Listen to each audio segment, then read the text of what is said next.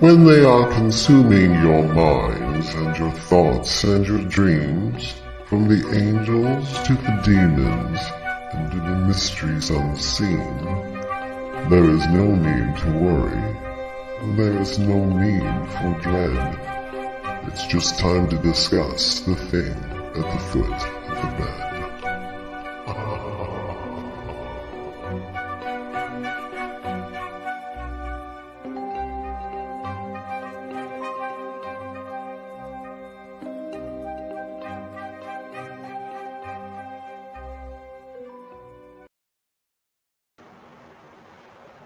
Good evening, everybody. And if you're just tuning in, you're listening live to 105.3 and 107.7 out of the beautiful city of New Orleans, Louisiana, to UFO Paranormal Radio Network, also known as United Public Radio Network, or just UPRN, to the thing at the foot of the bed. I'm one of your hosts. We got lots of people popping in here. We're going to say hi in just a sec.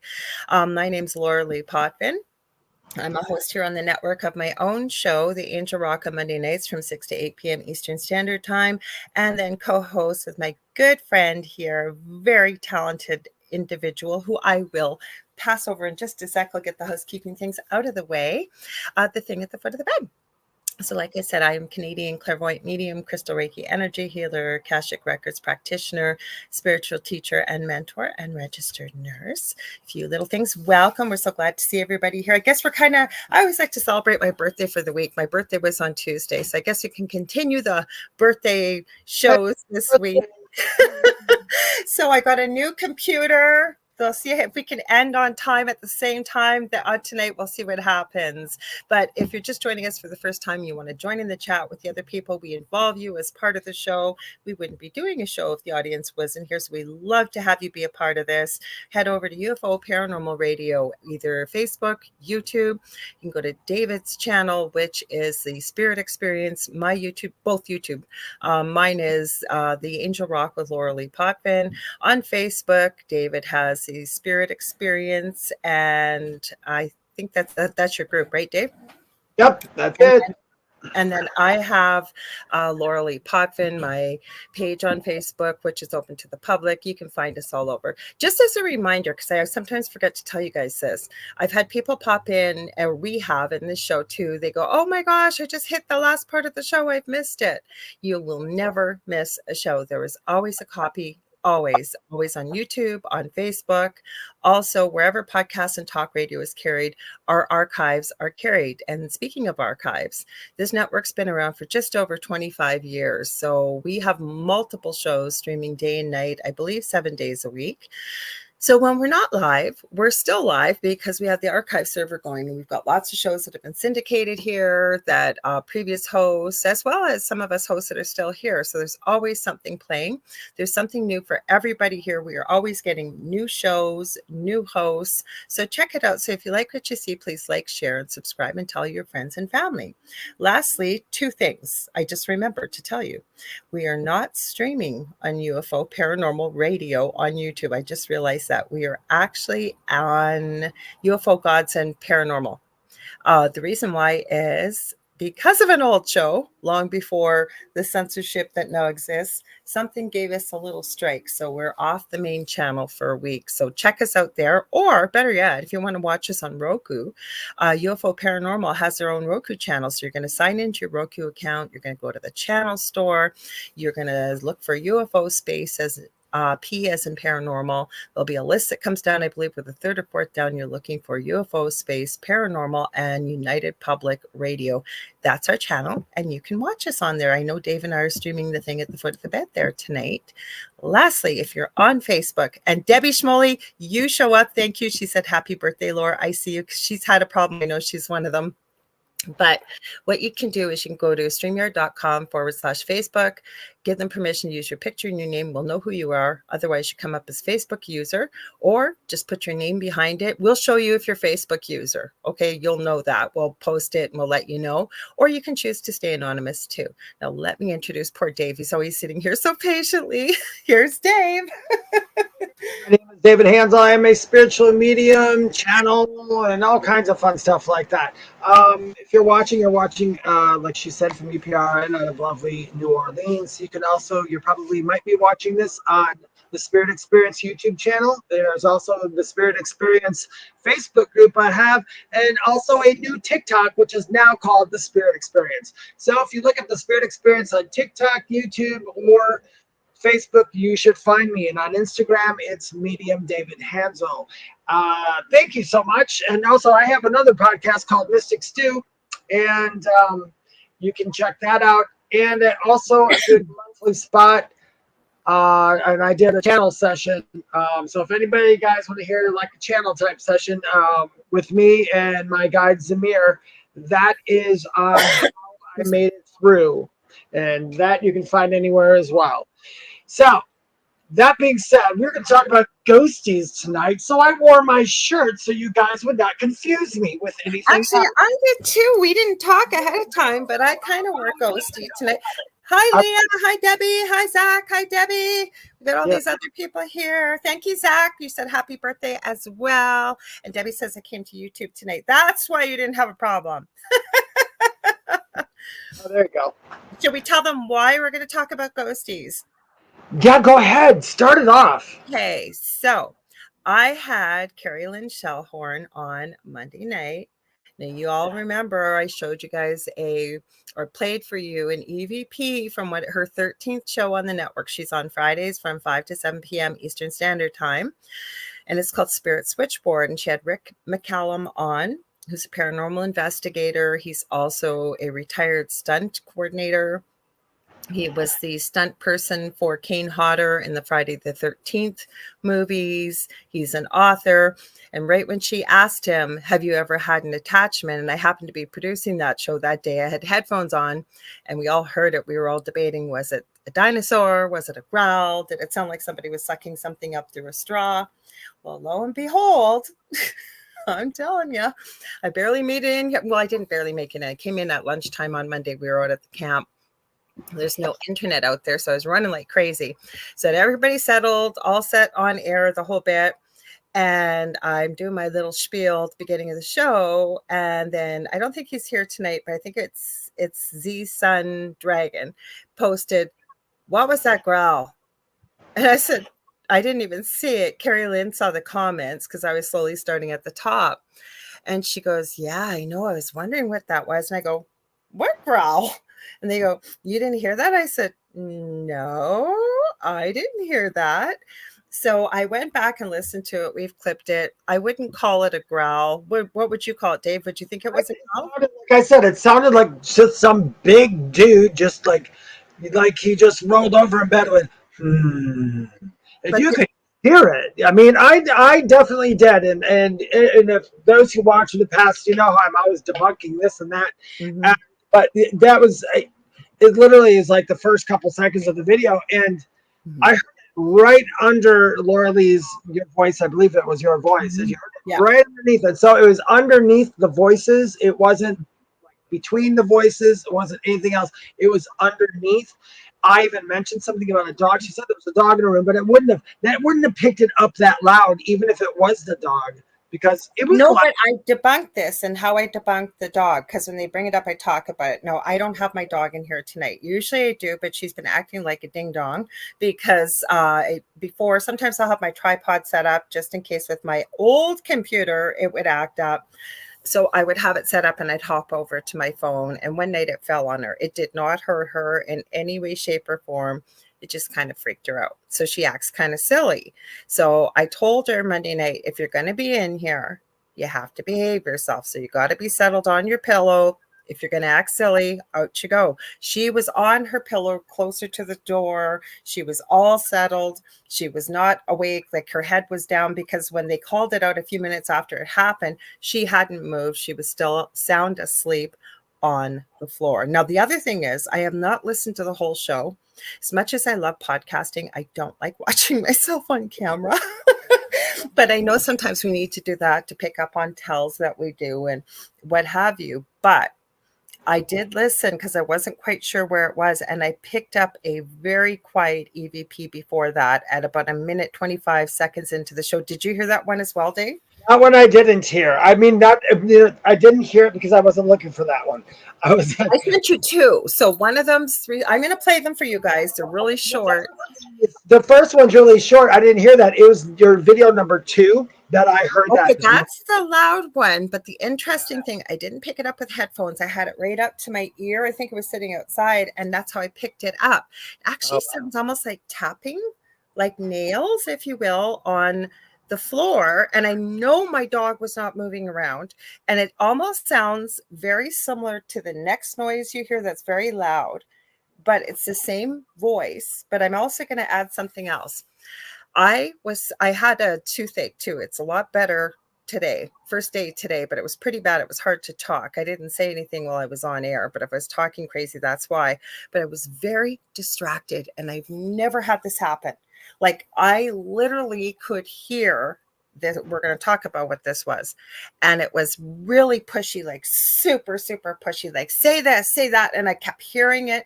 I kind of compared it to, if you've ever looked after a bunch of children, especially moms, and you're on the phone, and then the little ones are there trying to get your attention while you're on the phone, and you're trying to hear the person on the phone, and the kids are going off. That's what it felt like, because the minute we ended the show, Carrie Lynn said to me, "Who the heck was that guy?" I go, "The one in spirit." She goes, "Yeah." I go, "Was he pushy or what?" So she picked up on him too. Now, I don't think he's here. I think he might have just been a passerby, because I'm going to add a little bit more to the story. I don't know if I shared it with you today or not, Dave. I might have. But my son kept my dog, because I had the grand dogs all week. They got back in town. We went out to camp, and he kept our dog, because my niece and nephew in town are afraid of large dogs. He had said to me, he dropped her off Monday night just before we did our show. And he had said to me, "I don't know what was going on with Emmy, Mom, but my God, I'm exhausted." Like, she wouldn't settle. And so I wasn't mean about it. I was kind of a smart aleck. I go, "What do you think I put up with for a whole week while you were gone?" Oh no, he dropped her off. He looked like the Walking Dead. He was so tired. And he started to tell me what she was doing. He said she was in the bedroom, and every couple of minutes, she almost sounded like she was screaming. She was going, he kept making this noise, and she'd start getting up and start running around and freaking out, like all night long, like would not settle. My dog doesn't do that. My dog has never made that noise. My son knows our dog has never made that noise. And I even said to him, "Is there any way you might have had maybe something at your house?" And he doesn't like to talk about these things. He doesn't like to deal with them. So he said no. So I don't know where this thing came from, whether it hitched a ride from home, from camp, or where it did. It was crazy. So all this stuff, then we had even crazier stuff the rest of the night. Like, it was just, I don't know if it was Energy Monday or what. How was your Monday? Was it crazy at all? Oh my God, my Monday was terrible. So we won't even talk about that. No, but that's everybody I've talked to. We'd love to hear in the chat. Did you guys have crazy things or unexplainable things, like including the police banging on my door at 12:15 at night, that they had a 911 call? You saw the video that didn't identify they were the police. And I could see it, my security camera asked me twice if I was okay, because they did have a 911 call across the street, because I seen it hours before. And then they all left, police, fire, whatever. So I thought, okay, well, whatever. Then they're all banging on doors saying they had a 911 call in the area, but they don't know where it came from. So I said afterwards, what a ridiculous thing, because people that answered, obviously they're okay. But the houses you went to that you knocked on and people didn't answer, how do you know if they weren't sleeping, they weren't home, or God forbid somebody was laying on the floor and needed help? So it was kind of useless. I think I don't know. I haven't talked to enough people. So anybody who's on here right now, I never blame like when Lionsgate or full moons come up. I don't either. I don't set myself up for all that crap. Like some people go, "Oh, they're retrograde, it's killing me." No, I don't do that either. I don't play that game. I know it's there, and yeah, there's energies there. But this week, I think, I think it started like on Saturday. Mm-hmm. Saturday, every day was absolutely the worst, the freaky day. I mean, just freaky stuff. Nothing would go right. Everything, I mean, for me, everything was going wrong, but then it got better. It got better. But even my mom said that on Monday and Tuesday. My mom was totally out of it on Monday as well. She wouldn't do anything. And my dad didn't feel good on Monday. So I wonder if there was some kind of, we do have, I don't know. we're going to get to ghosties, you guys. We do have certain energies that do come from space and fly through the atmosphere. And I think maybe they affect us in some way. We had a meteor shower. I know that because being out at the camp, there's no street lights or anything. We were watching it. I think it was Sunday night, and there were like shooting stars and whirls. And I think I even videotaped the sky because I seen some pretty strange stuff. I now believe it was probably just a meteor shower, but there had to be something energetically Well, going. you never know. I'm sure there was. I mean, I'll ask around and see how everybody's week went. Leah Passmore says, I hate hearing myself. I sound like a hillbilly. Oh, I doubt it. Yeah, I know Leah, and I've spoken to Leah, and we both live not too far from each other, actually. So I think, Leah, we are both honorary hillbillies, is what we are. And at least that's what we tell people when we're drunk. I just don't like. Hillbilly, I can't help it. I have no problem going live. I have no problem speaking in front of people. Nothing like that. I just don't like to watch myself. Me neither. I won't watch. I've done 3 commercials out of Charlotte, and I have some tapes. I used to do voiceovers when I first moved here, and I won't listen to any of it. And I won't listen. You know, when I make a TikTok, it's like murder to stare at myself for that minute and a half. I'm like, oh, stop, just go away. See, like even when I'm on right now, if I was actually looking at you, I'd be looking here, but I have to look at the camera, so I can't even see myself. I don't know what it is. Like, I don't mind talking, but I don't want to watch myself on camera. I'm going to read. Hi, Nicole. And we already said hi to Leah. So she said, I lost a very important file Friday and realized it Monday, stressed all day, finally found it today. Well, I'm glad you did. In a strange place. I never misplace work things. And you said you were stressed all week. And then let's see, we got a few comments. So Leah said, my week has been absolutely terrible. Ha ha ha. Yes, we sound like cornbread. And Nicole says, I sound very Southern, LOL. Well, I sound like a Canadian.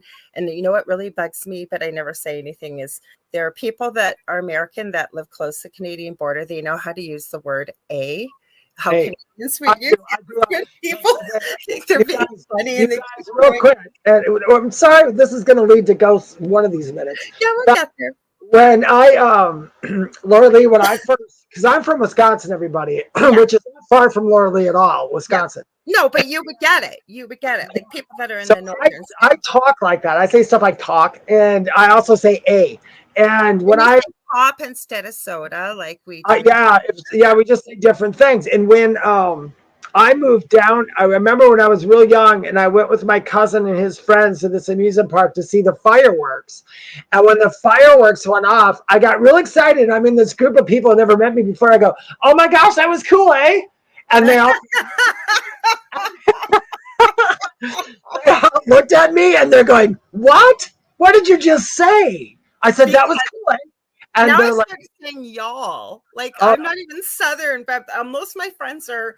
I use y'all. Half my family's from the South, the other half is from the Midwest. So I'm just kind of screwed up. I don't even know. I find like you live in Wisconsin, like Seraphine, my previous co-host. She originally grew up in Washington, close to British Columbia and all that area. So she knows there's a lot. It just seems a northern, and it's no disrespect to anybody. It's just they get it. And I think it's because we go across the border so much back and forth.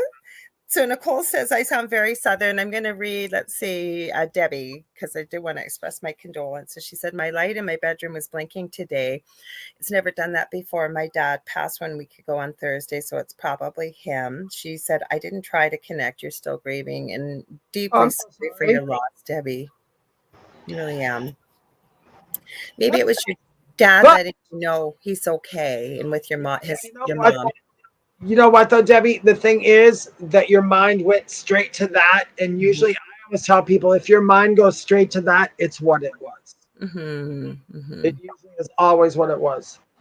It's hard though when you're grieving. Doesn't matter, regardless of what we do. Yeah, Mediumship, anything like that. Zach sounds monotone. I don't think you do. I've heard your voice messages before, Zach.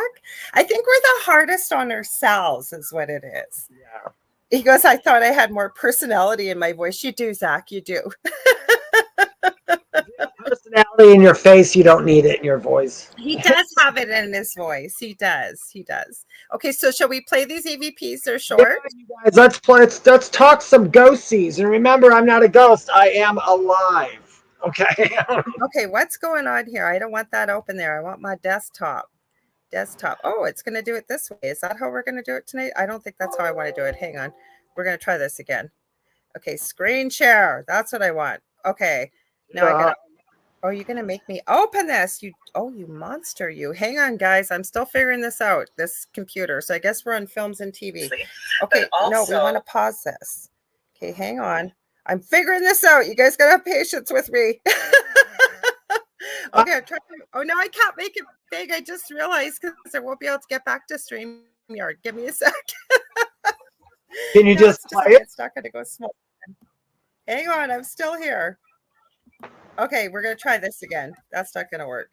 Actually, it might have let me share it the other way. Let's see. I'll do it, guys. Give me 1 second. You know what? The heck with it. This is what we're going to do. We're going to open it. I'm not going to make it big. It doesn't matter how big it is anyways, because we just want to hear it. Okay, come on. I'm just... But also, sorry, guys. I went ahead of us here. Okay, go back. Okay, now I got it. I'll figure this out yet. Don't worry. Okay, why are you not showing me? You're supposed to be showing me. You got to be joking me.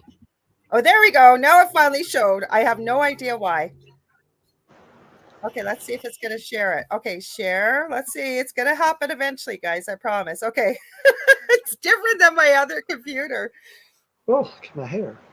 Okay, we'll wait to see if it pops up. It should be up there soon, and then I'll play it. Is it showing? It's showing us. There it is. Finally. Okay, I'm not crazy. Okay, give me a sec here. I'll play it. Now, this is the quiet one. Really quiet. But also, check it out. No, you can't hear it on there, guys. I apologize. You cannot hear it. You have to go. It's 1 minute and 25 seconds into Monday Night's Angel Rock on YouTube. Because I couldn't hear it. Purposeful life, but I also... Well, I heard that one, though. That one you don't need. I couldn't even hear while we were talking. Definitely don't need. Pardon? I could even hear that while we were just talking when you played that real quickly. Could you? It's that loud. Hang on. Okay, is it there?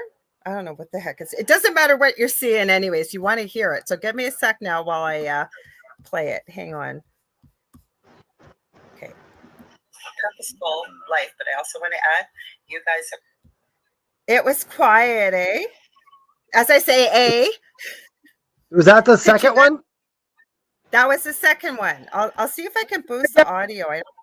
It comes up right off the bat, you guys. So we gotta be real quiet when she presses play. So here we go. Okay, I'm gonna press play right now, and it didn't play. Hang on. Purposeful life, but I also want to add, you guys have... Purposeful life, but I also want to add, you guys have... Were you able to hear it? I hear that little breathy part at the end. It's not as good as when you're actually just playing it on your computer, but I still can hear it. What it sounds like, it almost sounds like a man growing or groaning. Yeah, it's just like not groaning. Yeah, and not groaning like spooky groans. Like, I mean, it was just like it was a groan or it was a sigh or something. Mm-hmm. Yeah, but I thought it was kind of like... That's the second one you got on there. With ghosty stuff, you guys, you'd never want to come over to our houses. Just let me tell you that. When I recorded my session Wednesday with that other network, they said when they watched the videos back, she said, David, while you were talking and I was channeling that guy, she said, there was all kinds of stuff floating by you in the back. She said, and she goes, oh my gosh, we were all watching it. And I said, well, I said, a lemon pledge could, totally fix that problem. So I'm not sure. But she said, no, there was a lot. And I really don't have a dusty house, but dust is everywhere. But that particular, where my office is, I'm in my bedroom tonight because it's just too hot. I'm in a rocking chair instead of a swinger. So I'm a rocker instead of a swinger.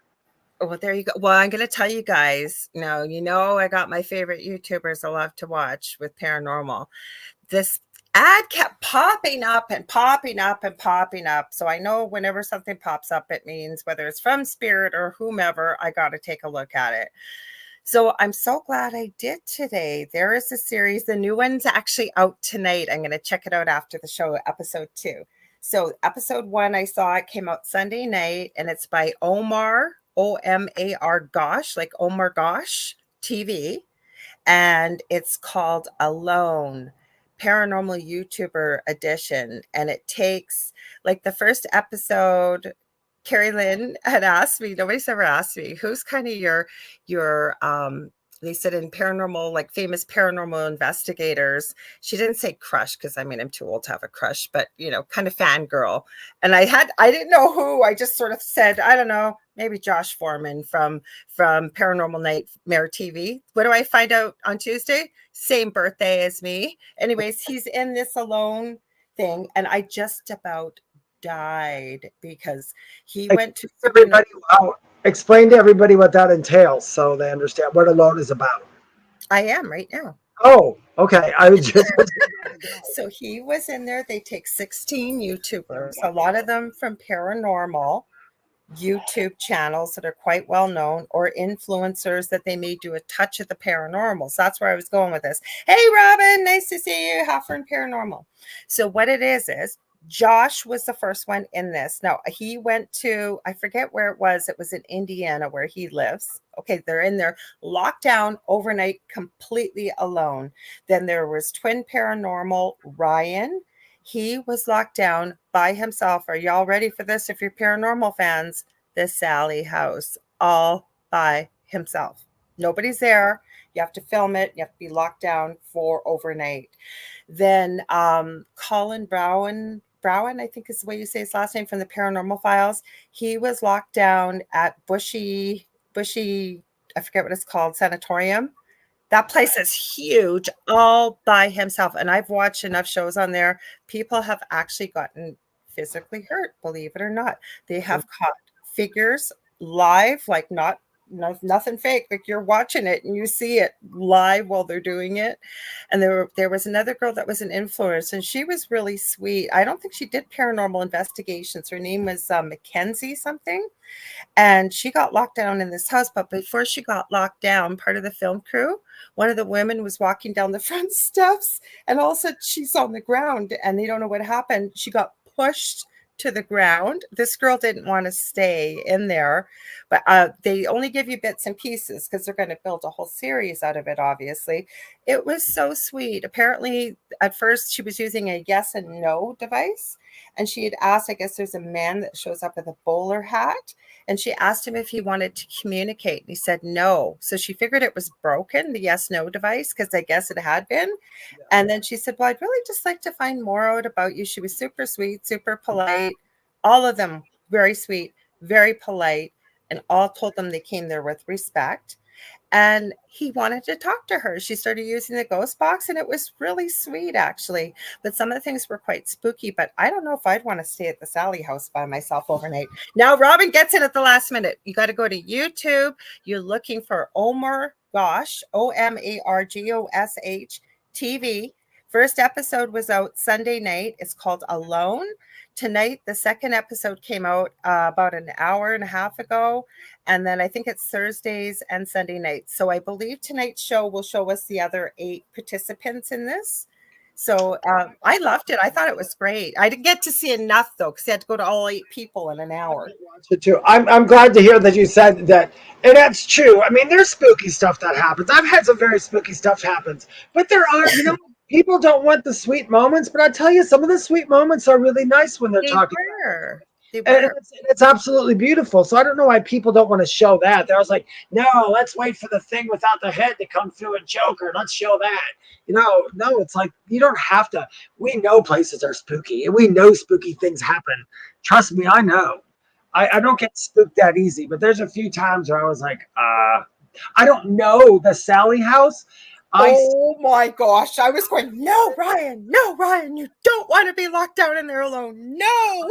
This, I would probably go in and be locked down alone. That I would do. No problem, I bet. No problem. The only problem I think I would have, because I know me, once I start an investigation, if I don't stay focused, Dave will get in his head and I could not walk the Sally house all over the place with the camera. I'd be like, nope, I stay in the foyer for the night. That's it. That's about as far as I could go. I'm not that gutsy. There And was I another girl. know nothing bad would happen, but. Well, Chris Starr, I'd never seen her before. Really pretty girl, long blonde hair. She's been doing paranormal investigations for about 4 years, she said. But the cute thing was about it was she's like us, like a sensitive, like medium, psychic. She went to the Washoe Club, like all these really notoriously dark, heavy people getting scratched, people getting pushed, getting apparition, like really notorious places these people went to. So, and she was really cool, Dave. You would add a lot of respect for her because she knew someone was with her before she went there.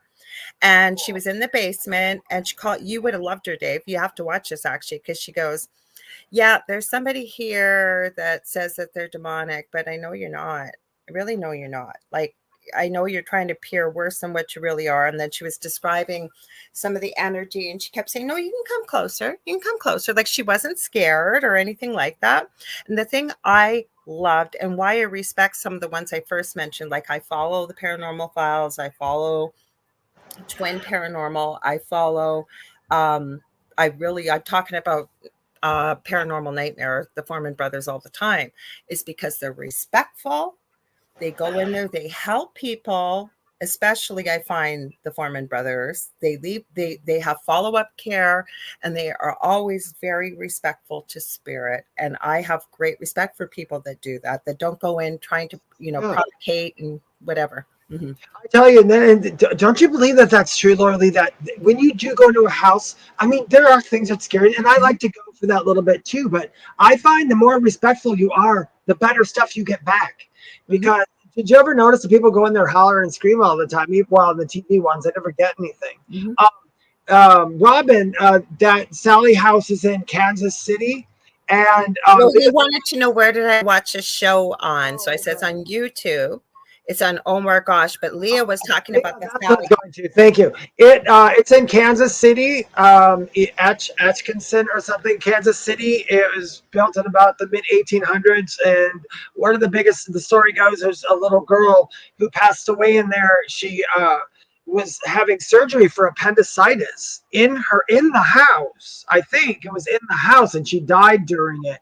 And then all kinds of other, I don't know all the other things that happened. Go through some of the history. Okay. Yes, you're right. Do you know more? Yeah, I do. Okay, cool. I can't verify if it was built in the 1800s, but I know the people that made the Sally house. I looked it up. Mid 18s. Okay, so the family that made it quite famous, his name's Tony. I want to say his wife's name is Donna, and they lived in the house. And he had, like, I know he had revisited once with one show I was watching live, and he had blood drawn, like scratches and all kinds of things. Like, had really awful dark thoughts living in there that weren't him. They had to move. So they're the ones I think that have really made the house infamous. So they were talking about some elderly woman that died falling down the stairs. And there's been, obviously there's going to be some deaths in there. The house has been there since the 1800s. So I believe nobody lives there now, but it's sort of left standing as a monument. Oh God, I wish I could remember Tony's last name. I can see him. After what they went through in that house, and it was well documented what they went through. And there were many things there to try and rid the energy from this home. Because what the story is, yes, about this little girl, Sally, but there's a very dark energy supposedly attached that tries to pose as this little girl, Sally. And there have been numerous people that have gone there and have had many problems afterwards, a lot of nightmares, a whole bunch of stuff. So check it out, the Sally House. But I will tell you that I would say that every house, because I know Pete Monzingo, now he's not much of a paranormal investigator. Do you know who he is, Dave? No. What's his name? He's on TikTok. He's huge on TikTok. Pete Monzingo. No. He's really tall with red hair, and his whole family are little people. He does a lot of stuff with his mom, and he's got a great singing voice, and his apartment he lives in is right across from, oh God, what's the name of that hotel? It's haunted. It's notoriously haunted in downtown Los Angeles. And he's tried to fly drones through the windows and all kinds of stuff to investigate. So he's investigating one of the old Navy boats that are parked permanently. I forget what the name of it is. So he didn't have a whole heck of a lot happen. But like I said, I really enjoyed it. Like I was watching it today, and I'm going to be watching it after tonight because we'll get to see who the other 8 people. One of them I know is also Foreman brother Sean. And Sean is the biggest chicken you have ever seen in your life. He has good reason to be, but he is. So this should probably be quite the thing to watch when he's locked down without his brothers. If do you guys want to hear a gruesome story? Sure. It's not too gruesome, but this is about the Sally House. There was something on here because I was just researching a little bit more real quick, and I found this. So let's see. The Sally House is reported to be haunted by the ghost of a young girl who died there. According to the legend, a child named Sally was brought to Dr. Finney's house by her mother for severe abdominal pain. Mm-hmm. He gave her. Now, Dr. Finney is actually who owned the house. He brought Sally there, I believe. So Sally was brought to Dr. Finney's house by her mother for severe abdominal pain. He gave her anesthesia and began emergency surgery, as he knew that Sally's appendix was about to rupture. However, he cut into her before the anesthesia kicked in. As he continued doing surgery, Sally was screaming because she felt the pain and bled out, which ended up killing her, which I don't buy that story at all. That story, I think, is actually, for me, I know something happened there and it's scary, but somebody's making it worse here because obviously if somebody was doing surgery on a little girl and she was screaming, he would realize that the anesthesia didn't kick in. Oh, Howie, just so you know, you popped in late. We aren't on UFO Paranormal Radio tonight on YouTube. Our archive server got some kind of strike, so we're off for a week. So we are on UFO Gods and Extraterrestrials. If you need the link, let me know. I'll send it to you on Facebook because I just sent the link to Robin. To what we're talking about alone. Well, I don't know. You know what? Back in the 1800s. I was just thinking about that. Maybe back in the 1800s. I believe it. And I didn't now the story. Okay, so what I can agree with you with, Dave, is I think we've got a little bit of telephone going on here, the game of telephone. A little bit. Because in the show, they didn't say, that makes more sense to me, that she might have bled out, but what they said was the pain was so excruciating for this little girl that she passed away during the surgery because of it. Yeah, that's what it says in there too. Although I have to say, there is a game of telephone, I'm sure, at the Sally House, but I do have to say it has the most credible evidence that's coming out of that house. So there's something going on. Okay, so Colin Browen, who I mentioned from the Paranormal Files, he investigates with his family, sometimes his wife, sometimes his brother-in-law, usually with his dad, and sometimes his mom will come along. And his dad used to be an ophthalmologist. His name is Jeff, but everybody calls him Papa Spooks. He's super cool. So anyways, I know that his mom and dad, Mary and Jeff, went with him and his wife, Courtney, to the Sally House. And what I love about, I don't agree with everything the way Colin does it. He's younger and he's up and coming, but he puts so much work in. Like this guy puts a 2 to 3 hour documentary in every week about the places he investigates, is that they were expecting all this stuff to happen and they didn't have really a lot. Like they felt it was more kind of psychological, the problems they were having with it.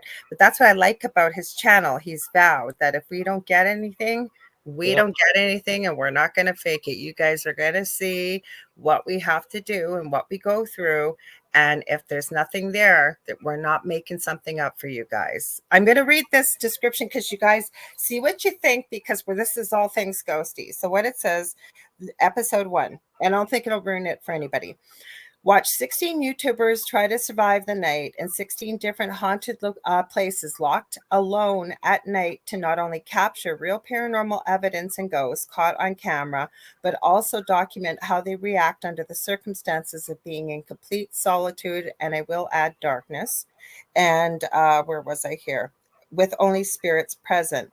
Who will be able to take it and who will have to give in to the scares? Oh, yeah, there is a castle in the first episode. It says from haunted castles, abandoned prisons, and amusement parks to ghost towns and haunted houses. This new series has it all. So I'll tell you that you guys can see who you know on the series. It says, featuring an all-star cast of 16 well-known influencers in order of appearance.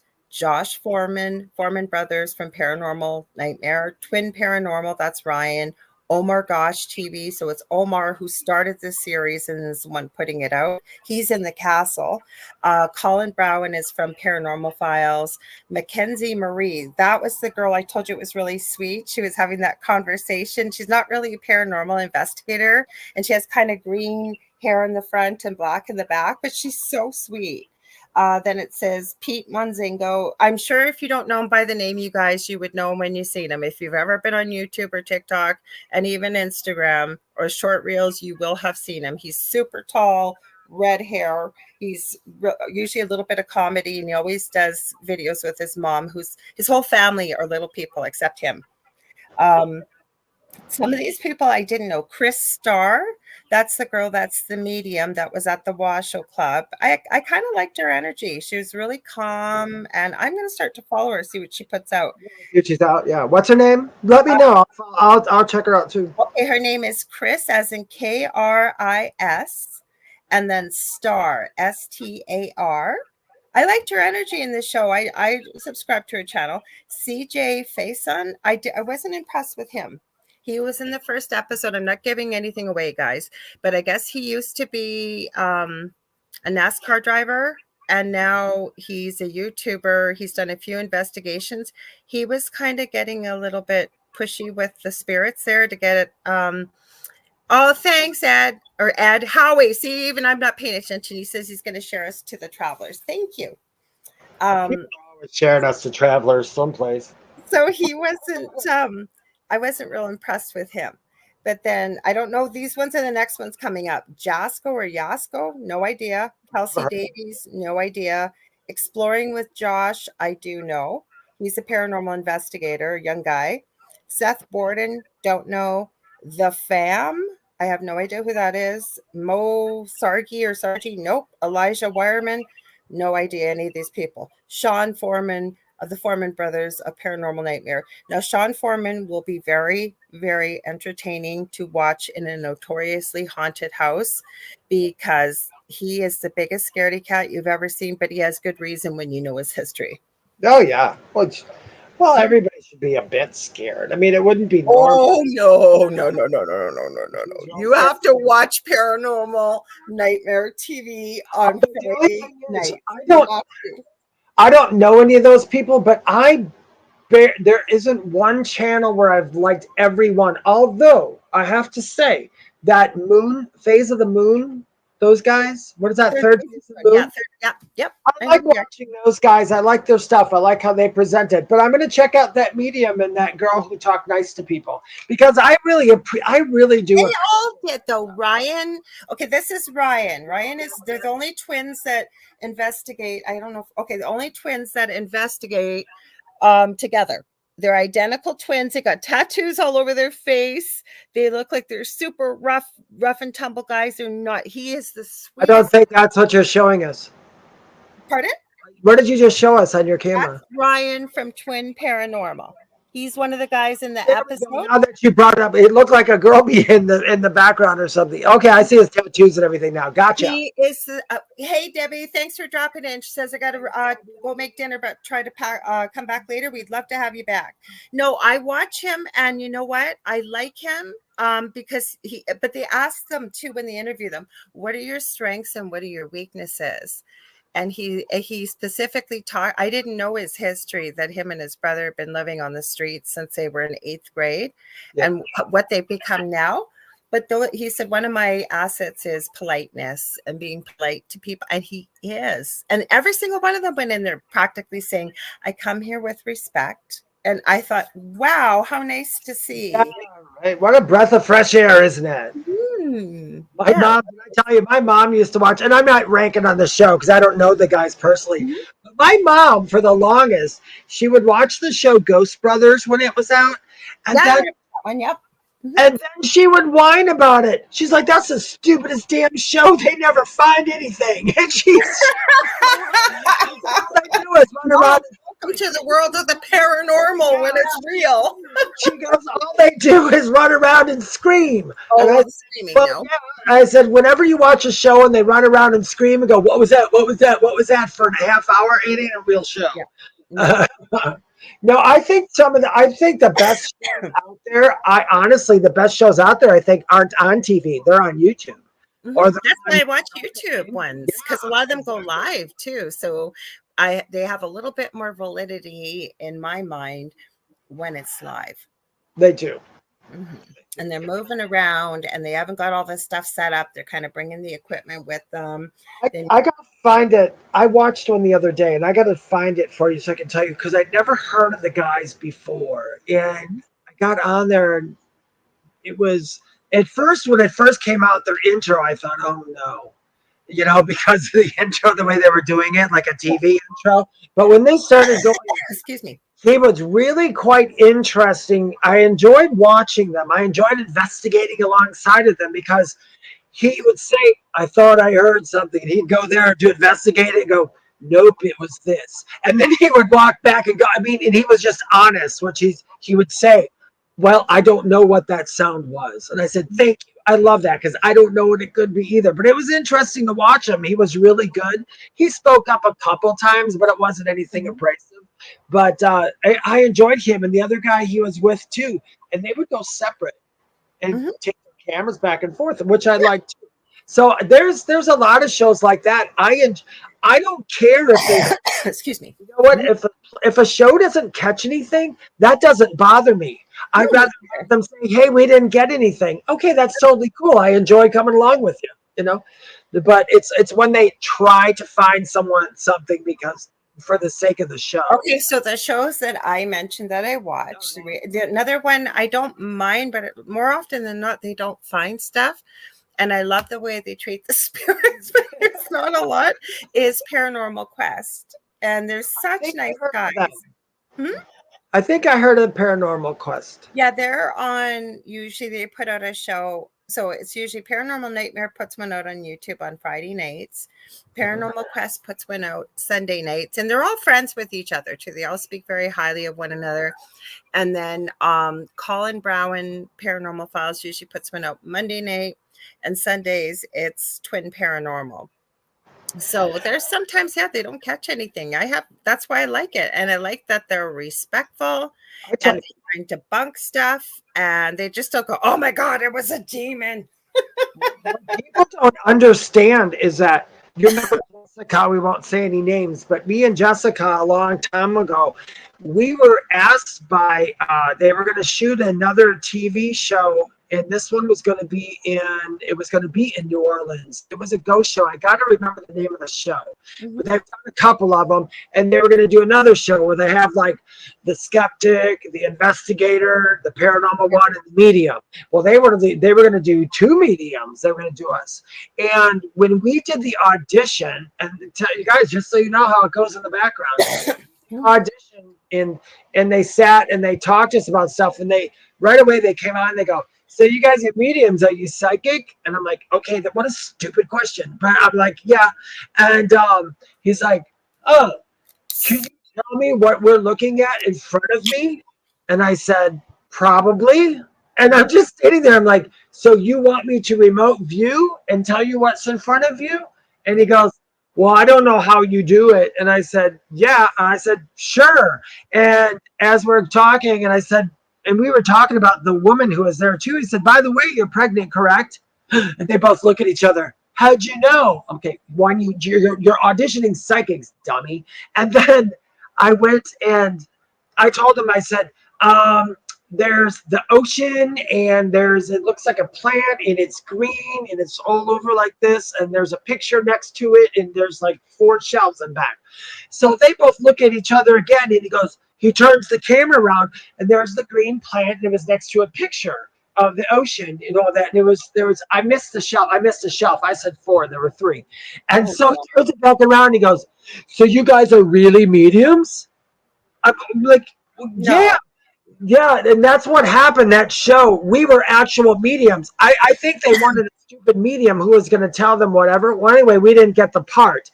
But I did watch the show about 8 months later when it came out. It was god awful. Oh my God, it was the worst show. Everything happens for a reason. I know. Previous host on our network, and he had an opportunity, an idea for a show, and it was given. So he asked me to go to the meeting, and another person on the network, I won't say their name because I didn't ask for it, but we didn't know each other was going. And it was with Netflix, but it was during the last, we'll say 3 years. And we were in Canada and this person was in the US. So we couldn't cross the border to film. And it was a very interesting lockdown, like not just for one day, like a month in the same place, and bringing mediums and psychics and investigators and being locked down and documenting what we find in the communication and the whole bit. So it was I guess maybe it wasn't meant to be. I don't know, but there was no way we could get over the. I suppose we should be happy. I suppose we should be happy sometimes when things don't work out, Lorilei. Just like yourself, like you saw that show, right? Like you're like, thank God we weren't associated with it. Oh, thank goodness. Oh, I do gotta tell you something. This is more ghosty stuff because that's what we're gonna keep on topic until you guys change it on us. Did we read Leah's comment, or you got something you want to wait, let me tell my quick story. Then you go to the combat. So last night, which is synchronistic, and I didn't tell you today. I was waiting to come on the show, and I was like, okay, yeah, that's right. So last night I had a dream, and I dreamed I was in my new house, wherever that was. Mm-hmm. But it was on the mountains. It's like the third time I've dreamed of this exact same house. So I hope to God that's the house because it's beautiful. But anyway, so I'm in the house, and I remember there was a guest staying over, and she ran out of the guest bedroom, and she screamed. She goes, "What's that?" And I said, "Oh, are you seeing shadows?" And she says, "Yes." And all of a sudden, that shadow kept showing up in my dream and all that. And I remember me saying to her, "Oh, that's Dobby. He doesn't want to hurt you. He just hangs out here." And I don't know why I was dreaming. It was the weirdest thing. And it was a dream, but I'm like, I'm already dreaming that my future house is haunted. But I could see, and I know why that person would have been afraid, because I remember in the dream I had said, "All right, he said he's not going to bother you anymore. Did you want to leave or do you want to stay here?" And she said, "No, if he's not going to hurt anybody, I'll go back to my bedroom." And all of a sudden, after she said that, we hear the bedroom door slam. And then she stopped again. She goes, "All right, I thought you were kidding." I remember. And then we both walked in the room, and there was Dobie in the corner, just this big shadow. And even I, in my dream, went, that was almost kind of rude. It wasn't scary, but it was like, it was big. It was there. But I dreamt about that, and it was like the longest dream. And I'm like, what does this mean? But well, only you will know. I have many ideas. Sometimes I'll do dream interpretation with people. Oh, yeah. I mean, it was a fun dream, but you are the one that knows the best. Anybody is. I'm going to read Leah's comment as I think about this, but I want to reference Nicole's right after. So Leah says, "I went to the old Stonewall Jackson Reform School in Concord quite a few years ago. I've seen an orb in real time. I almost needed new undies. I cannot handle anything like that." Well, LOL, but orbs aren't always bad. I just want to read Nicole's and then we'll go back to that. So Nicole says, "I watched that TV show about the month lockdown with the paranormal investigation." Yes, the show was a given. The show was a given. It was going forward. This was just a formality. But unfortunately, because we were in Canada, we weren't able to be part of it. But anyways, you were going to say something about Leah's. They're like, you can't be in the show, eh?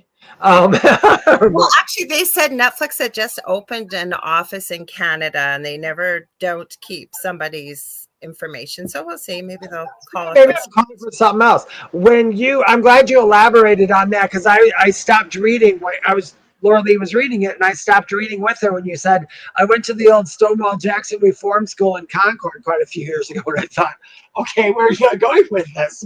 Why were you in a reform school? No, but orbs aren't bad always. It just shows you there's energy there if you see it with your own eyes. No, I thought she was saying, I didn't know she just. That she was part of. I get what you're saying. And I was like, what? Okay.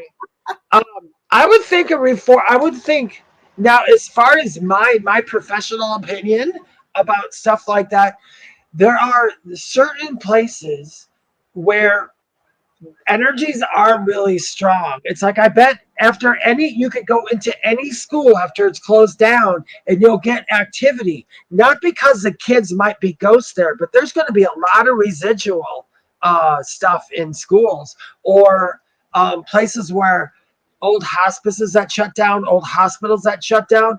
They seem to gather up energy of something, or a lot of things happen. So I think a lot of these places are imprinted.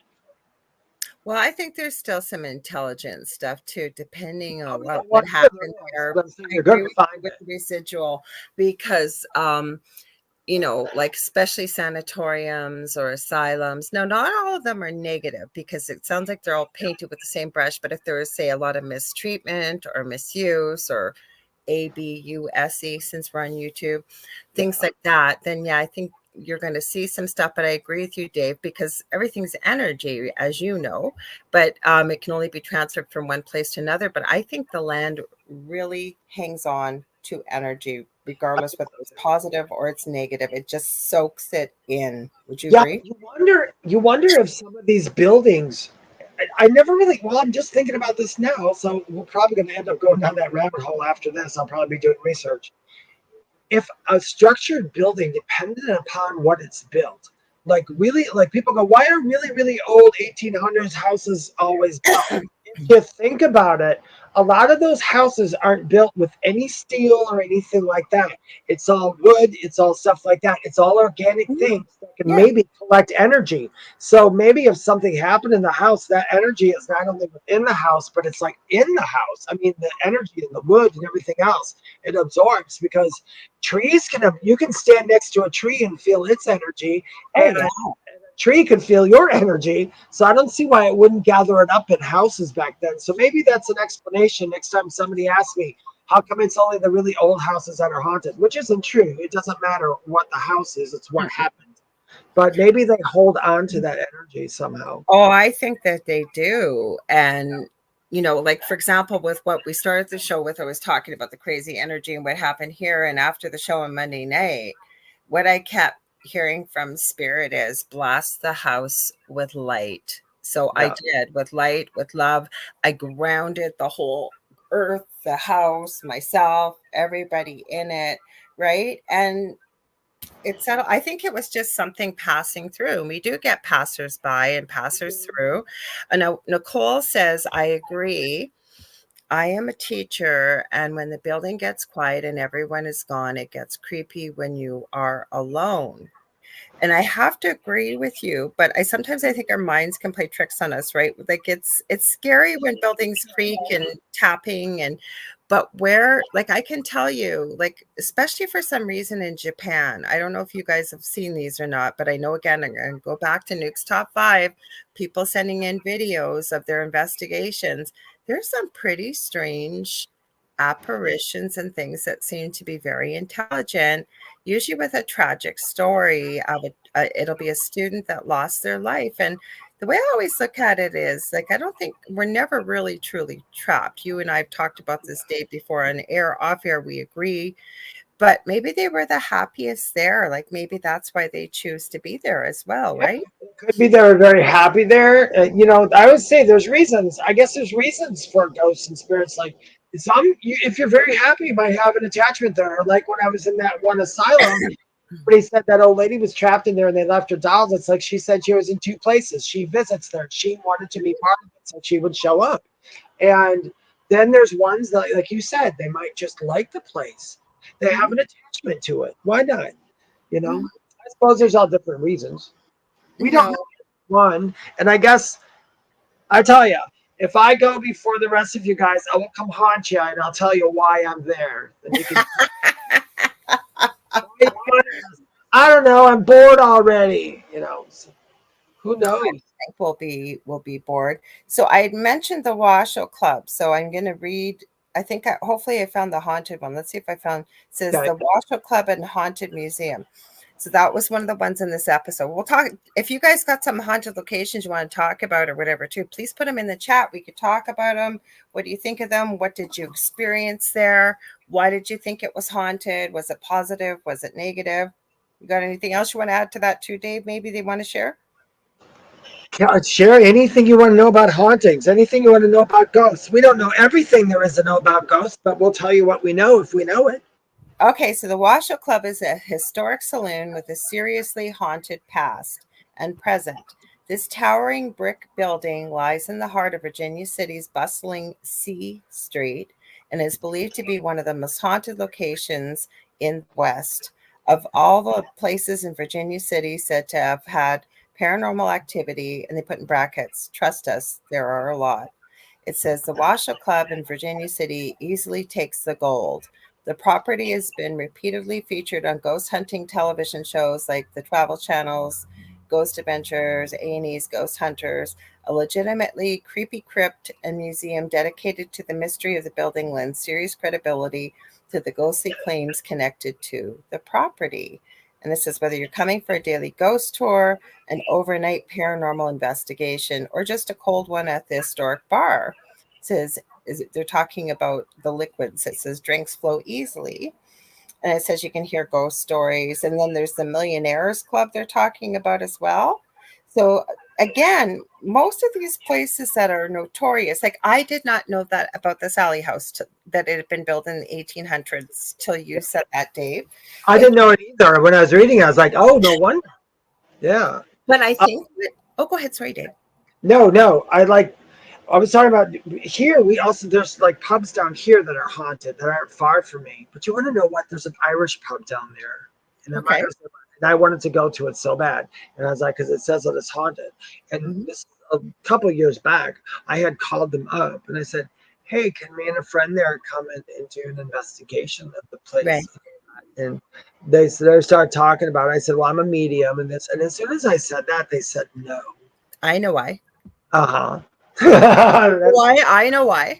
What do you think? Because I'm sure you've run into this too, where people seem to think that when there's notoriously haunted places and you have mediums that come there, it's like they're possessively hanging on to the spirits that are there. They're so worried you're going to cross them over and then there's not going to be a haunting anymore. Is that what you were thinking? Or I think it's either because they didn't want me, which I wouldn't have, or they were embellishing quite a bit on that. I knew that was the other part, or they were embellishing. But either way, those are the two I thought about as well. Those are the two that went through my head. But either way, if you walk into a place, right, and somebody on the other side feels like they're trapped and they really want to leave, and I know in good faith, and I'm sure you're going to say the same thing, I don't care what someone has told me. I'm going to assist them if they are asking for help and they really want to cross over, but they just need a little bit of help. I'm not going to say, no, I can't do it because you got to stay here because you got to haunt the place. They're going to lose their business. No, the money here is too important to them. No, if that ever happened, and then check private, if that ever happened, I think that I would do the same thing you did. If somebody said, if a spirit would happen to say, I don't know how to go over there, I don't know what to do, or this had felt like that, I would literally say, okay, this is what, look for this, look for that, and try to call in somebody to help them. I would.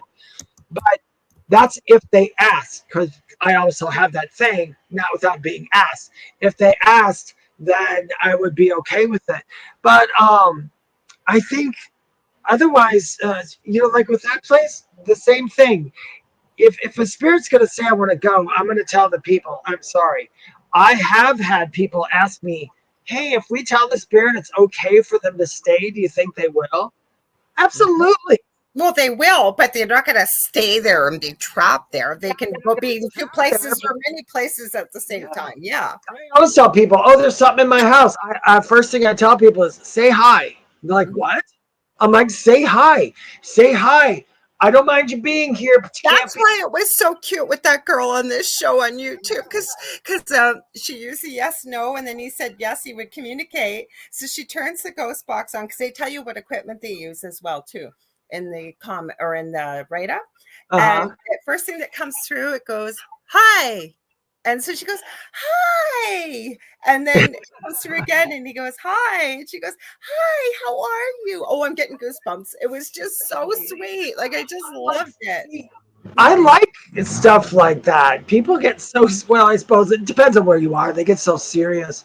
And I can't say that I haven't been serious. I told you the woman, okay, this is the story of the place she was in. Somebody may recognize it. I can't remember the name.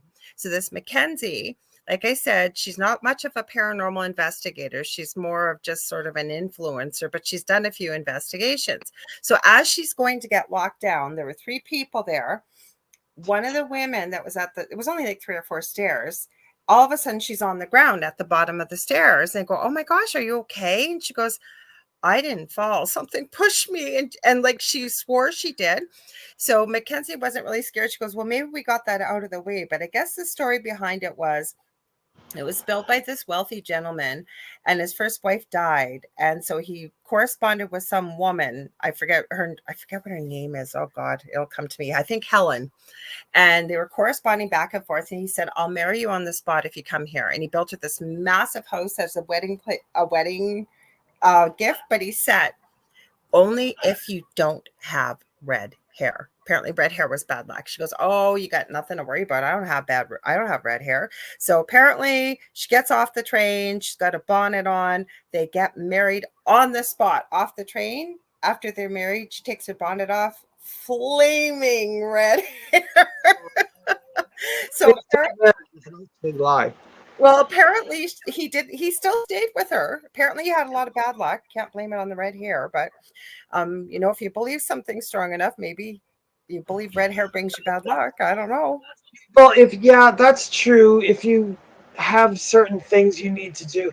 I used to have certain rituals I used to do in my house before I did meditations and stuff. I always did until I found myself one day forgot. And it's still things still went. I don't even need this. I just saved myself like 20 minutes, so I didn't mind that at all. What I teach people who need rituals, like once you've got it down pat, is I tell them, you know what you can do?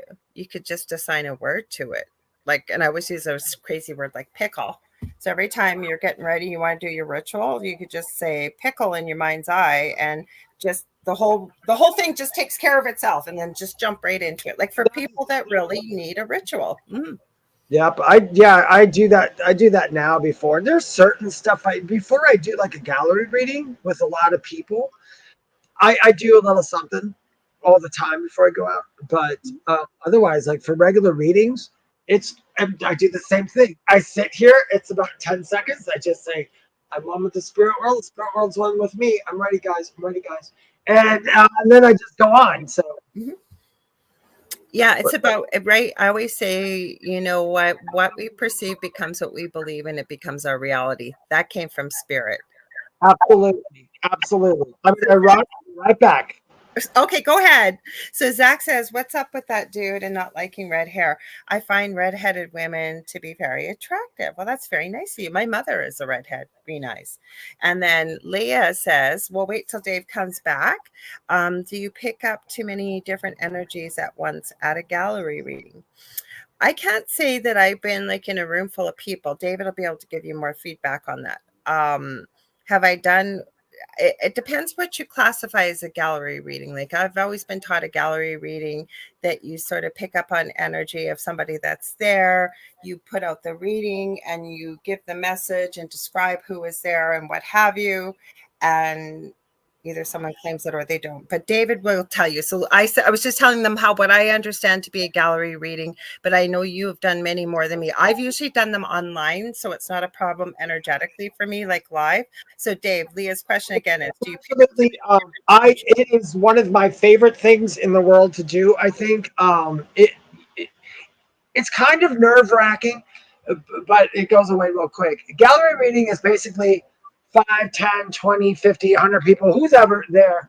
Usually mine are, most are usually like 50 to 75 people, and I've done for those. It's, when I walk out, I basically walk out, and how it goes for me is, I always bring spirit with me. I'm like, I'm getting started. I do my thing before I walk out, and I start talking to people, introducing them. I explain what I do, how I do it, and this and that. As soon as I start explaining, it's like almost like a signal to these guys that, okay, he's ready. And then how it happens for me, and it's really strange. If you're a medium, Lorilei will understand this. Some people might not, but I'll be talking to people, and then all of a sudden, someone will catch my eye. It'll be like an impulse. It's an impulse you just can't control at this moment. It's like, I have to go to you. And then I'll just walk towards that person. I'll just say, by the way, I got blah, blah, blah. I feel that. Does that make sense to you? And a lot of times either they'll say yes or the person behind them will say yes or something. It's in that vicinity. They kind of direct me. And it's, it's funny. It's years ago, I used to do stand-up. So I'm used to being on a stage. And I've been on a stage pretty much all my life. Now, when I did stand-up, I thought that was worse because I had to write my material down, say the whole thing every time, and then go out and perform it and be good. The weird thing about being a medium doing this is we don't have material. I'm just going to walk out on the stage and just hope to God that there's somebody with me. And they are every time. I've never They always are. Like when I've done it, I haven't done it in a long time, but a gallery reading, I don't do them very often. I think most of them, I was kind of pushing me out of my comfort zone when we were in the group that we shall now remain nameless, taking certain with mentors, and you'd have a whole group of people online with you, and spirit would come through. You would describe who you saw, who you felt, and you'd put it out there, and somebody would sort of claim it. But that is the way to do it with a group of people. Yes, absolutely. That's why I left it up to you, because I have never done it physically in front of people. I've done it online. On Zoom, on ones like you said, I do it the exact same way. I don't really get pulled towards somebody's picture, but it all comes in at once. It's funny. It does. And then so you just put it out there, and I've had people say nobody claims, but then and you trust that spirit knows who's going to be watching the replay or will eventually see this. And it's never not failed. Like somebody will step up and say, oh, that's so-and-so. I know exactly who that is. Or Well, I told you about the one reading that I did at that one place in the gallery reading, and I kept going to this guy, and he kept saying no. He kept saying, no, I'm just here. And then afterwards, he tells me that, oh, yeah, you're really good. That was him. I just didn't feel like talking. I'm like, really, you son of a bee. But like, why? Like, seriously? I get it. I get it. I mean, I wasn't friendly on him, but I always tell people, if you pay for a ticket to go for a gallery reading, for me, the medium, that is a yes. Yeah. That is a yes. That's why even when, like I have on my website, I have this thing you can get where you can ask 2-second questions in the angel reading. And it says to the angel reading, you don't have to ask a question. All you have to write down is whatever I need to know. Once you do that, and I know it sounds silly, but it gives permission. It gives me permission. I will never look at somebody's energy just for the sake of looking at their energy. Never. There's got to be a reason behind it. Otherwise, it's none of it. Could you? Yes. Will you? No. That's what I always say. It's like walking in every door until one is open, and you walk in and you help yourself. You make yourself at home and you steal. That's how I feel about going into somebody's energy without their permission. Exactly. I'm the same exact way. I can't do it. I always tell people they want to know about somebody. I said, you know what? I can look at the energy situation. That's fine. I can look at the situation, the energy. Or what part you played in it to exactly coming to for the reading, and I will have people, and I know you've had it too, Dave, and other people that do this, that will say, well, my boyfriend and I just broke up and I want to know all about the girl that he's with and what he's doing about. So I will tell them right up front, and we've talked about this off air. Both of us will say, you know what, could we? Yes. Will we? No. We're obviously not the right person for you. So, and I've right up front with them. Leah, who's on here now, she's a little different because Leah, I've done a lot of readings for, and I know the family just by the energy. So sometimes I will say, yes, that person is da da da. Yeah, but I know there's a familiarity. And and we do it a certain way. But yeah, I don't like to just. That's probably my number one pet peeve when somebody emails me or private messages me out of nowhere and says, I just met this new person, what do you feel? And I'm like, I feel you're gonna break up because you shouldn't be doing that. You should go find out yourself. Mm-hmm. That's it's kind of like when you were asking about your dream earlier, and you know as well as I do, as anybody does. Yes, we could. Hi, Sandra Sharp. She says, I'm here now. Hi, everyone. No, I always tell people the best person to tell you what your dream is about is you. Now, could we figure out a few things about the shadow that showed up and whatever, if we really, analyzed it and broke it down and, got whatever spirit was given? Yes, we could. But the best person it means the most is to the person who had the dream. I think my dream was for fun. I really do, except for the fact, like I said, I see that same house in different scenarios and situations. I highlighted Leah's comment because I think it's important. She's talking about David, and she says, you've never been unethical about anything. I have to agree with you too, Leah. David is not. He's very ethical, and I try to do the same as well, but he definitely is very mindful. I know for myself, I've passed some of my boundaries before, but I'm very careful about, because like Lorilei says, I absolutely agree. It is literally like just walking into somebody's house and making yourself at home, and when nobody told you to do that, and that's just not fair to the other person, even though it's not hurting them. I think it more bugs me. I think we have to have boundaries and be very firm about them with what we do, because could you? Yes, we could, but would we? No.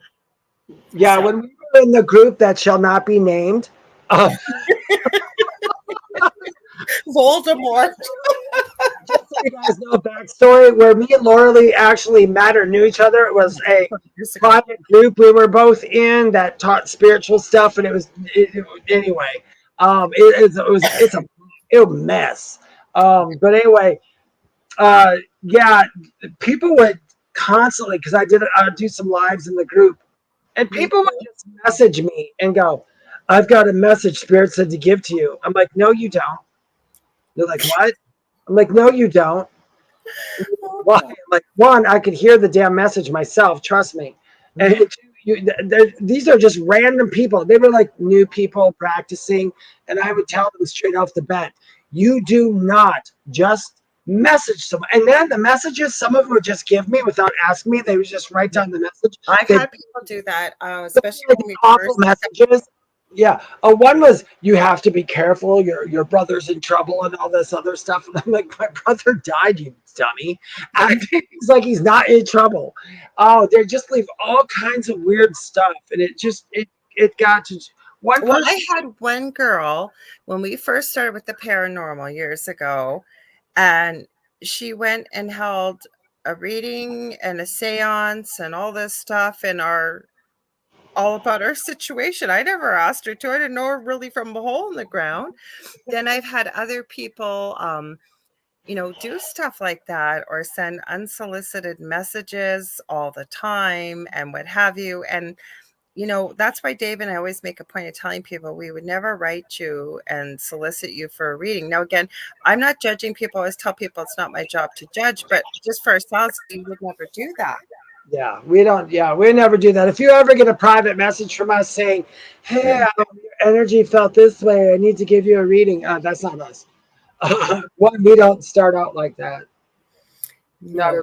But it's all kinds of people to make the world go around. And it's the same thing like with the paranormal, like we were talking, is when people fake stuff, all it does, it's already so questionable because it's not something you can always get tangible proof. Uh-oh. You wanted me to highlight that question or not? The last one. Oh, Leah Pass. Okay, just so everybody knows, because I didn't. We're going to say it, Dave. Yeah, so tell people. I'm not going to tell the whole story, but my TikTok got taken away on Sunday. Not by TikTok. It wasn't banned by TikTok. It was scammed by somebody. They got held in a scam. It's being held, and I'm not paying any money for it. It's like I'm not paying rent. I don't negotiate with terrorists. Anyway, so no, I decided I just started a new one. So I had 94 plus K followers, and now I have like 30. The more you spread it around and you share it, people are coming back already. So my new TikTok is also called now the Spirit Experience. So it'll say the Spirit Experience. It'll say David Hanzel Medium, not Medium David Hanzel, David Hanzel Medium. So I had to reverse that and get used to it.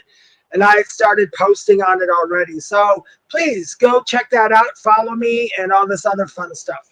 You know what? I think people are going to find you, Dave, and I think they're going to find you quickly because they're going to be looking for you. My suggestion, if I remember correctly, was use a different picture, because what happened was, guys, I didn't listen to Dave's message. I have so many messages to get back to. I just got back on social media today.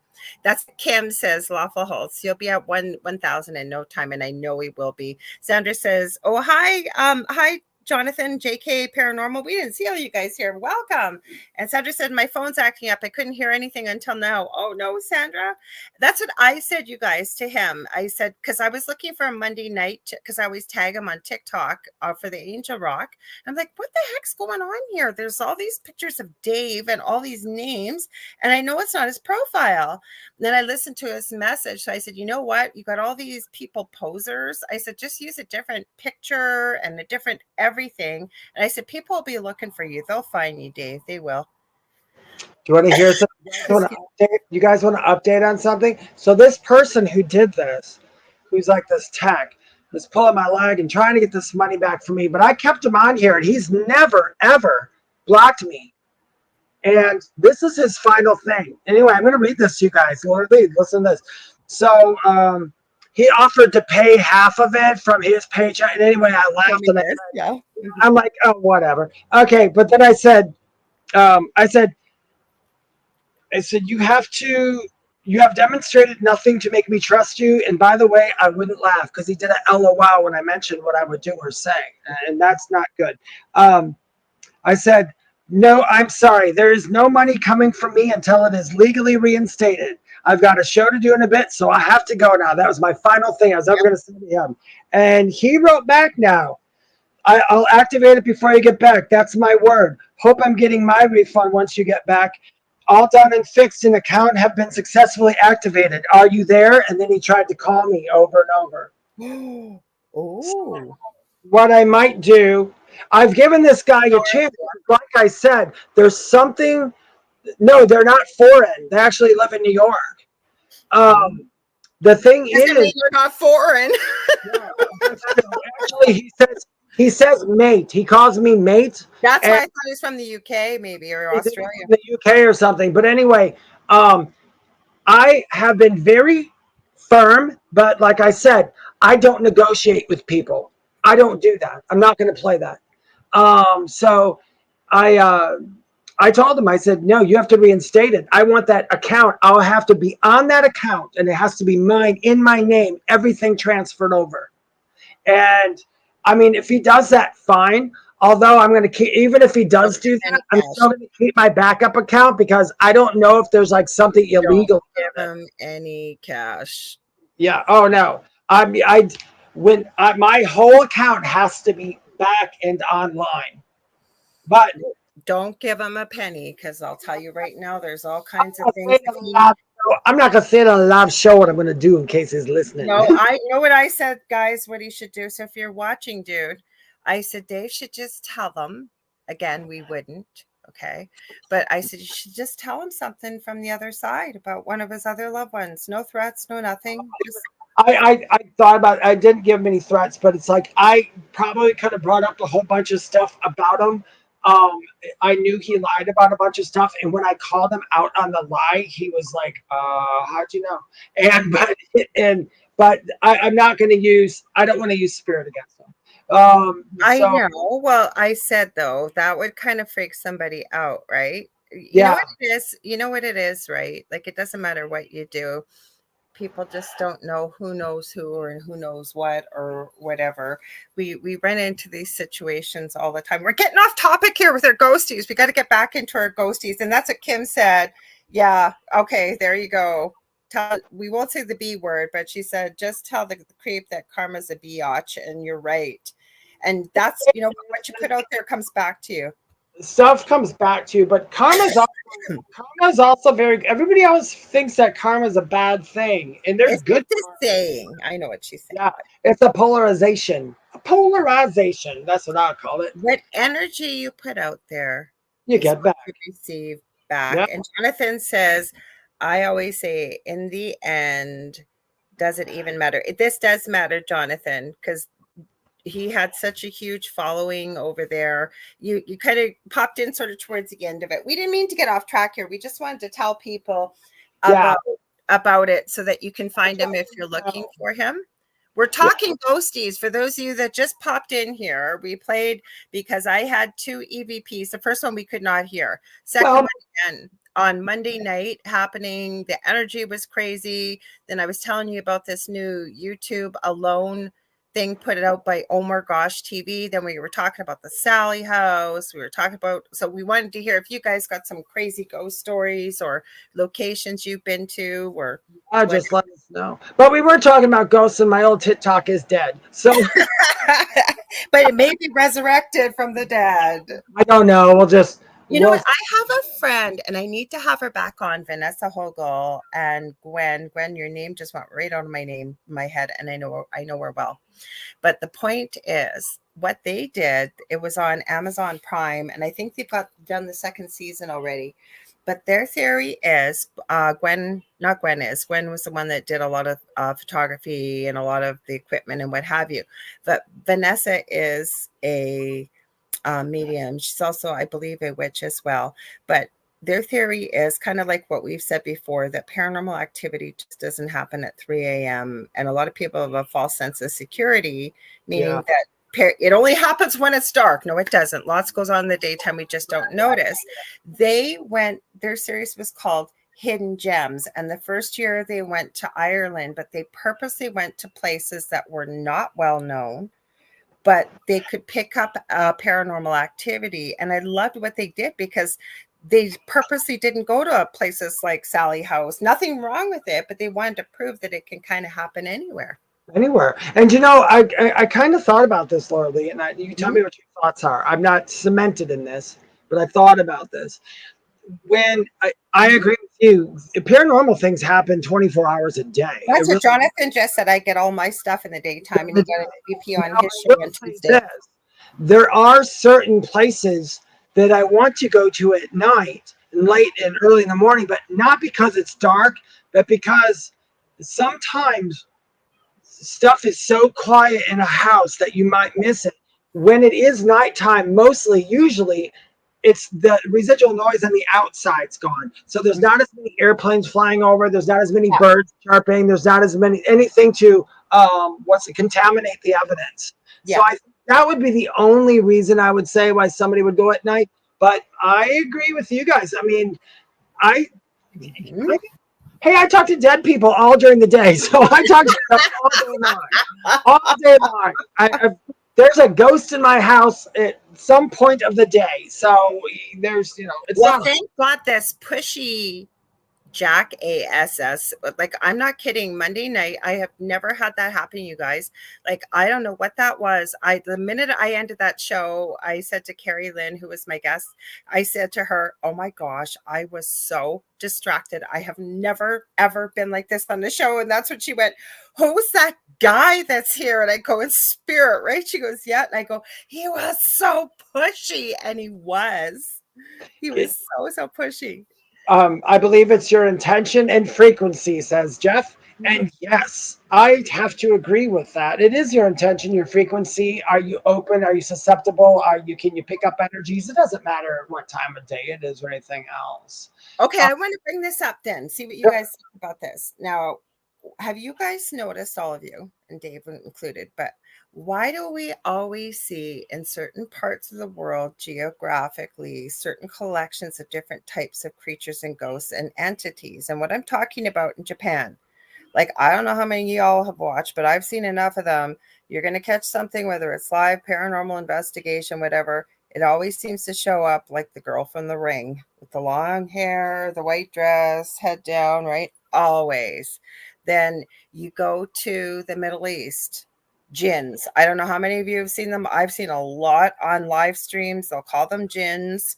And these things look like moving shadow things. They'll throw things at things. I've seen all this crap. Like, we're talking live, like not fake stuff.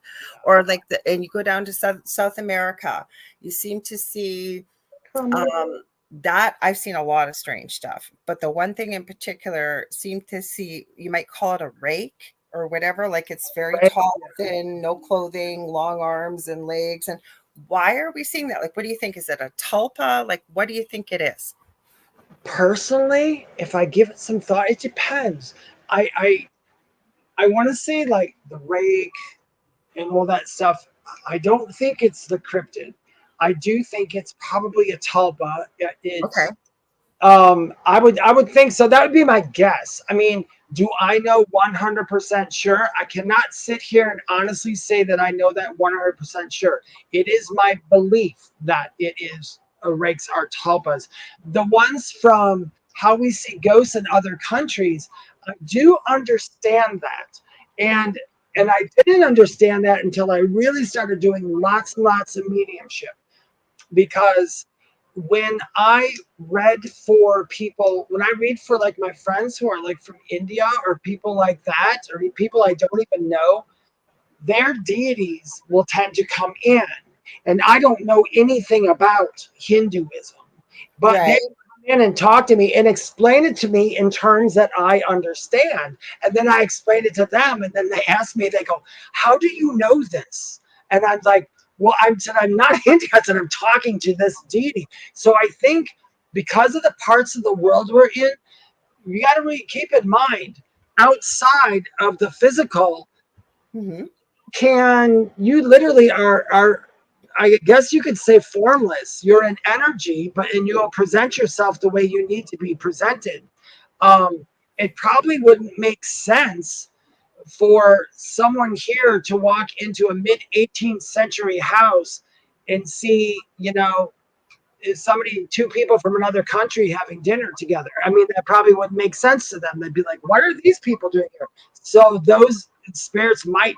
I'm trying to find a clip as I'm talking to you, and I don't know where this was taken. This was creepy and strange.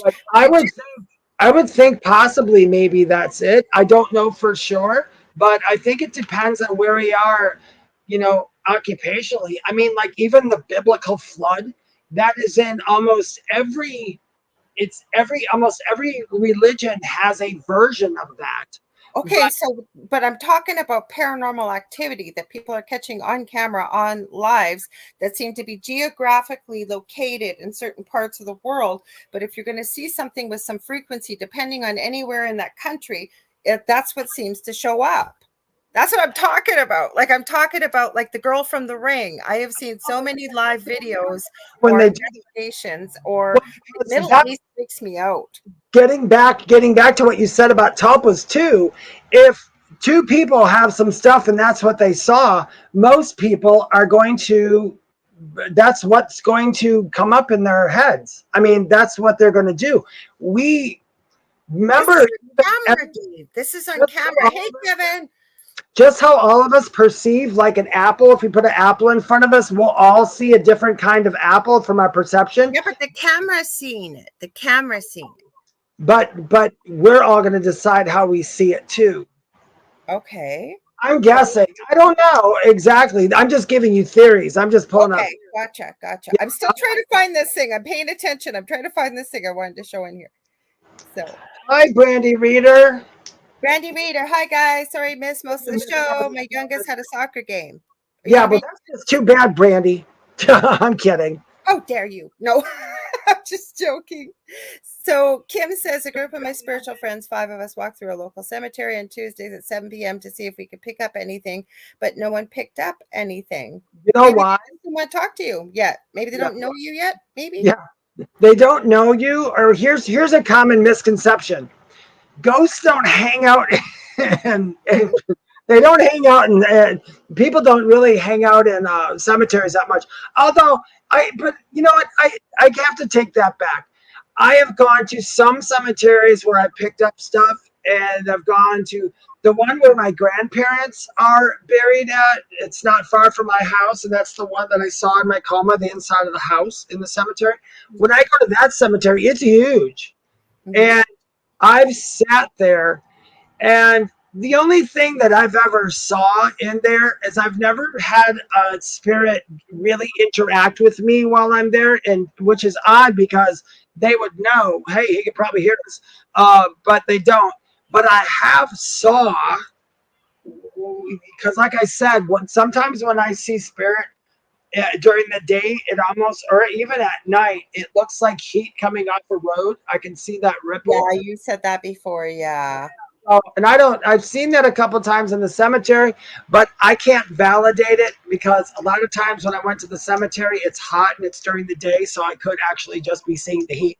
So it's hard to I'm tell. trying to find this. This is the weirdest thing, what I was going to describe. Thank you. It's okay. Azizan said, happy birthday night. Thank you. That's Tuesday. We're having birthday week. He says, hi, Dave. And then Leah says, and the skinwalkers and the Native American community. Now, Dave and I have different views on skinwalkers. We do. We have different views, but I will say this.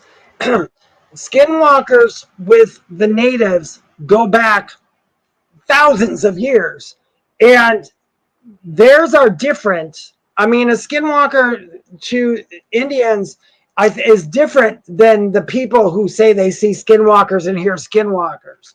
Skinwalkers were used, I guess, to like curse the land sometimes. So they would say, this bad happened, so we're going to make sure nobody can enjoy this place. I'm just making that up. But so they cast this entity on that grounds that will, basically keep people out.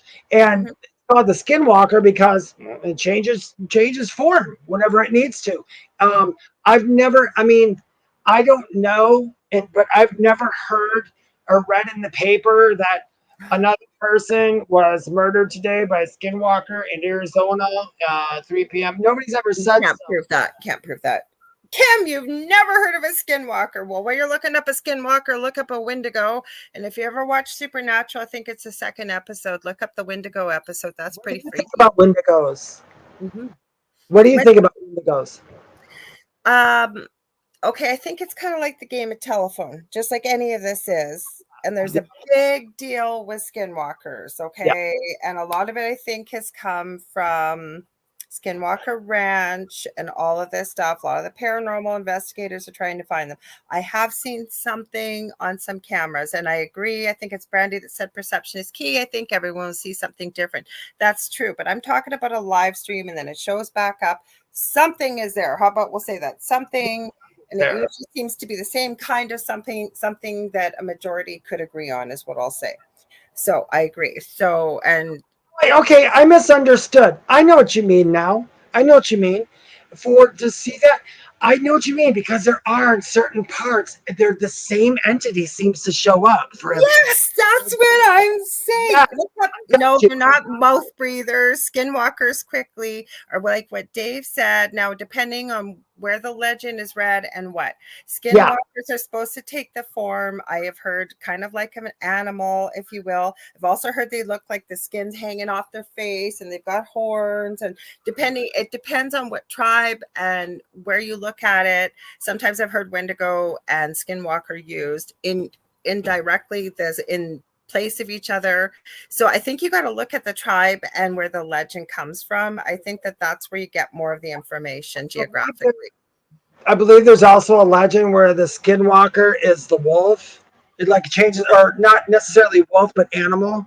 goes from man to They animal. can yes, you were right. They can take different animal forms while they're tracking you. Now, the biggest thing lately over the last couple of years is it will pretend to be human. You'll be in the middle of nowhere in the woods and you'll hear someone screaming, "Help! Help me!"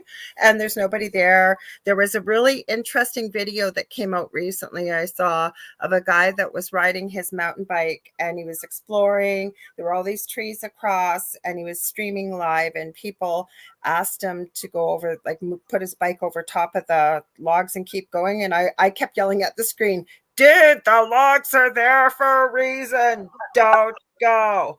So he went, he gets in there and he starts hearing somebody screaming for help and some crackling, whatever. So he boots it, gets out of there.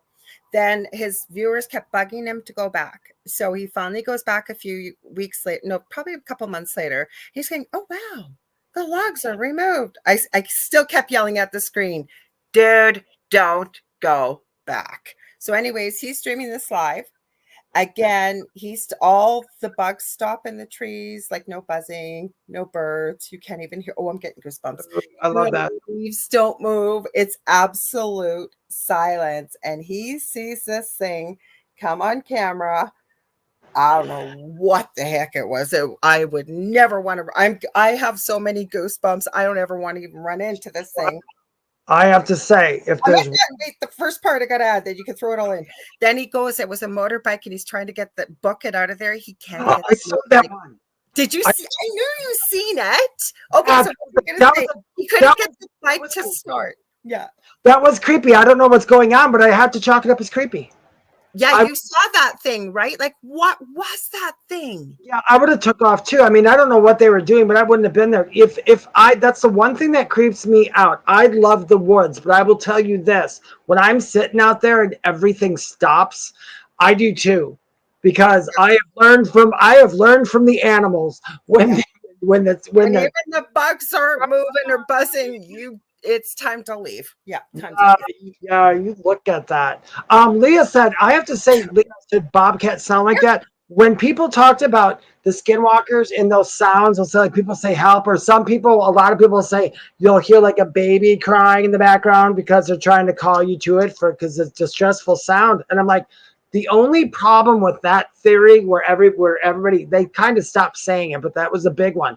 Oh yeah, they'll sound like a baby, so you go in the woods and looking for them like a little kid.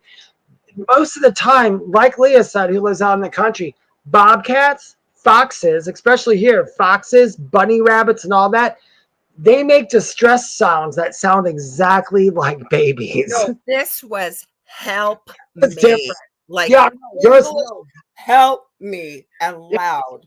No, that one, no, I'm not talking about that one. I'm talking about the other one. She was talking. But you do have to help that. Yeah, the help me. The one Lorilei talking about, you can literally hear it say help me. And it's not and it's not like an EVP that somebody had to put the letters up on the thing to let you could actually hear it. So yeah, I did see that one. That one creeped me out. I don't know what to make of it. I'm on the fence of it, but I'm on a 80-something% that it was really real. Yeah, it was creepy. I think it was real too. But you are right, Leah. But you know what you added that was so good that I think is important? Anybody else that's an investigator involved with the paranormal in here will agree that you said bobcats sometimes sound like that. I think they are hearing them. They may be hearing them sometimes too. I agree. But I think that when we go into something paranormal, we have to go in with the thought that let's try and debunk it. You just can't say that, yeah, it's paranormal, right? We got to debunk it 6 ways to Sundays. What do you think?